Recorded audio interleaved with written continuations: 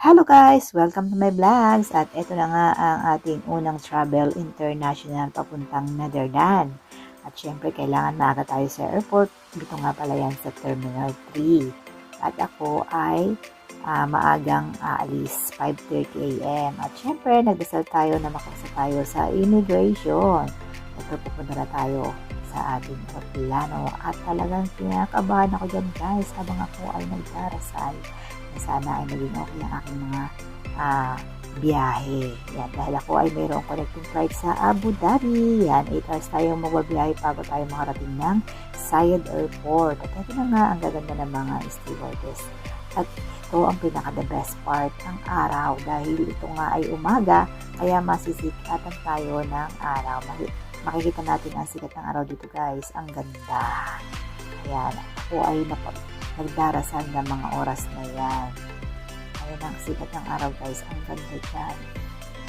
Ayan. Talagang hindi ko mapigilang hindi mag-video kahit kinakabahan ako guys.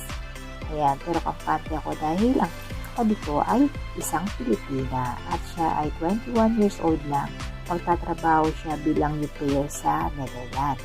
At alam niyo ba, nakasabay ko siya simula sa Manila to Amsterdam. Diba? Ang galing ni Lord. Kasi pinagdarasal ko yan. O, ang ganda-ganda talaga dito guys.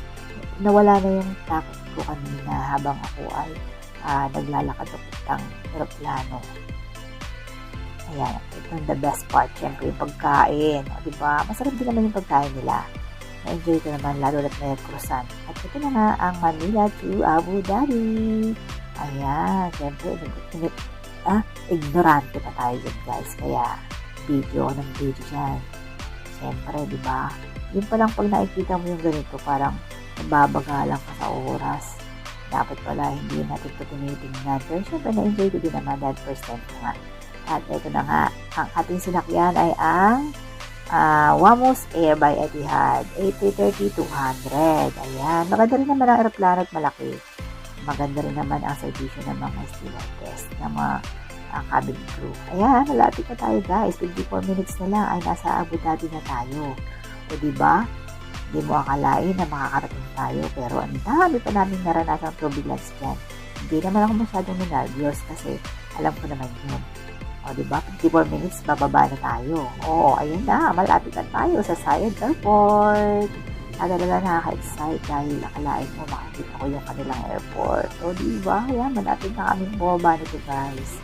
Ayan, nakasteady na ang aeroplano sa ere at bababa na kami. Maglalanding na kami yan. Ayan guys, malapit na